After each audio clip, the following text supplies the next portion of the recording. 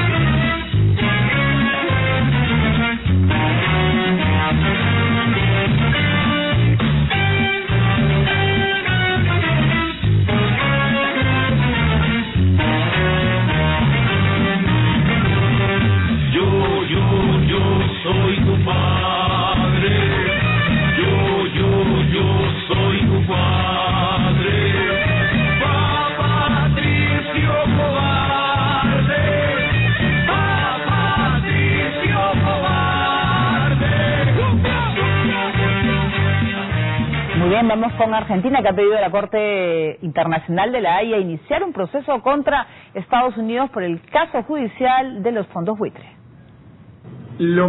Tras haber anunciado que tomaría medidas legales para investigar los fondos buitre por delito financiero en el uso de información privilegiada, el Estado argentino presentó una denuncia ante el Tribunal Internacional de la Haya en contra de Estados Unidos por considerar que las decisiones adoptadas por la justicia de ese país en el conflicto con los tenedores de bonos en default violan su inmunidad soberana.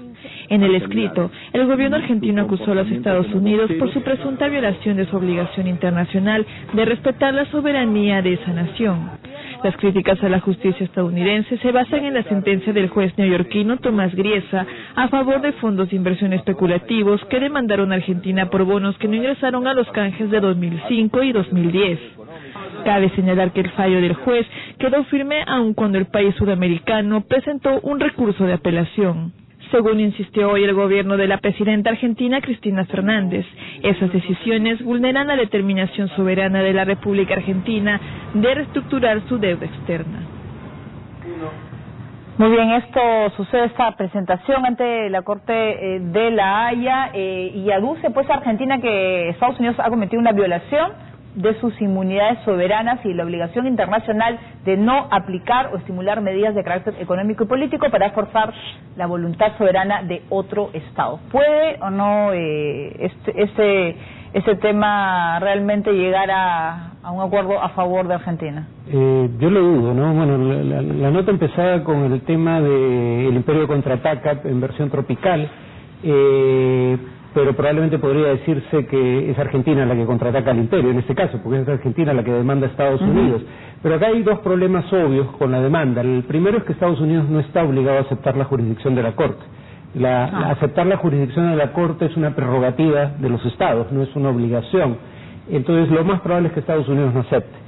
Pero además, incluso si Estados Unidos se presentara ante la Corte, lo que Estados Unidos podría alegar es que el gobierno federal de los Estados Unidos en un momento dado se presentó ante la Corte, como bajo esta figura de amigo de la Corte, que apoyó si acaso la posición argentina. Porque la posición de Estados Unidos no es que el gobierno de Estados Unidos apoye al gobierno de Cristina Kirchner. Acá el problema es que este fallo pone en riesgo cualquier reestructuración de la deuda soberana de un Estado que se pueda producir en el futuro. Porque lo que estamos viendo aquí es que 92% de los acreedores que iban a hacer, digamos, iban a recibir sus pagos por parte del gobierno argentino, no pueden recibir esos pagos por un juicio iniciado por un 1% de acreedores, que ni siquiera son los tenedores originales de esa deuda o los de esos bonos. Entonces muchos ven algo injusto aquí, incluso sin simpatizar con el gobierno argentino, y ese también es el caso del gobierno de los Estados Unidos. El juez Griesa ha llamado una audiencia para mañana, para tratar los reclamos de Argentina. ¿Se puede llegar ahora a un acuerdo? ¿Cree que puede haber algo? Bueno, es que no es francamente sostenible que, repito, 92% de acreencias no se paguen por un juicio iniciado por un 1%. Argentina en todo caso está empezando a amenazar con buscar una solución pateando el tablero. ¿Ya? Ahora ese 92% no puede cobrar porque aparentemente los bonos fueron emitidos en Estados Unidos bajo las leyes americanas, pero el gobierno argentino le está diciendo a los acreedores: yo estoy dispuesto a pagarte, pero usa otro intermediario que no sea un banco americano, en donde los fondos argentinos serían retenidos por orden judicial, y yo te deposito en esa otra institución de un tercer país que no sea ni Argentina ni Estados Unidos. Entonces digamos que Argentina, en la medida en que los acreedores acepten esa solución, empezaría a ganar poder de negociación frente a los llamados fondos buitre, y estos estarían probablemente más dispuestos a llegar a una transacción. Muy bien, y seguimos con la región, nos vamos a Venezuela. El juicio contra el líder opositor Leopoldo López ha sido suspendido hasta el 13 de agosto. Luego de 5 meses y medio encerrado en la prisión militar de Ramo Verde, Venezuela, el líder opositor Leopoldo López deberá esperar hasta el 13 de agosto para continuar el juicio que enfrenta por incitar a la violencia y ser el autor intelectual de los delitos vinculados a las protestas contra el régimen del oficialismo el pasado 12 de febrero. Según los principales medios de ese país, el motivo por el que la audiencia programada para el día de ayer fue aplazada se debe a que el Tribunal de Caracas aún no decide aceptar las pruebas de defensa presentadas por el abogado del dirigente opositor de 43 años, quien lamentó que el proceso no haya tenido la continuidad que tanto han insistido. A su salida del Tribunal de Caracas, minutos después de que se suspendiera la audiencia, la defensa de Leopoldo López reiteró la inocencia de su patrocinado. Asimismo, tanto el padre como la esposa del líder del partido de oposición Voluntad Popular, Lilian Tintori, asistieron a la corte en Caracas en una muestra de apoyo a López. En declaraciones a los medios de comunicación, Tintori se mostró confiada en que se hará justicia. Tengo mucha fe de que en Venezuela la justicia va a llegar, de que en Venezuela la democracia sí la vamos a defender y que le vamos a demostrar al mismo Maduro que así él diga en cadena nacional que hay que condenar a Leopoldo, no lo van a condenar, sino que la democracia y la verdad y la justicia van a salir adelante. A lo largo de este tiempo, Leopoldo López y sus partidarios señalan que su encarcelamiento es solo una represalia por haber denunciado las deficiencias de las políticas económicas del régimen venezolano, los ingresos perdidos del petróleo y las dificultades diarias de la escasez de productos de primera necesidad. Muy bien, ya más o menos 5 meses, ya para 6, lo que está preso Leopoldo López, y al parecer pues el gobierno de Nicolás Maduro está dispuesto a no hacerle pasar un buen tiempo. Uno se pregunta, ¿realmente fue la mejor idea entregarse a la justicia? La pregunta sería si fue la mejor idea iniciar movilizaciones masivas con la consigna de buscar el fin del régimen, ¿no?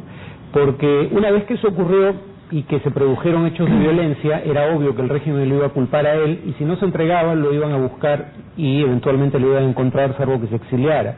Entonces, que una vez que se producen los hechos, manifestaciones masivas que generan violencia, aunque la violencia en lo esencial la produjeron las fuerzas del orden, este era el desenlace previsible, y ahora ya no hay movilizaciones significativas de respaldo, así que el gobierno va, digamos, postergar esto para las calendas griegas, todo lo que le plazca, y creo que quiere hacer pagar a López un costo para que ningún líder opositor se atreva a hacer nuevamente lo que él intentó hacer.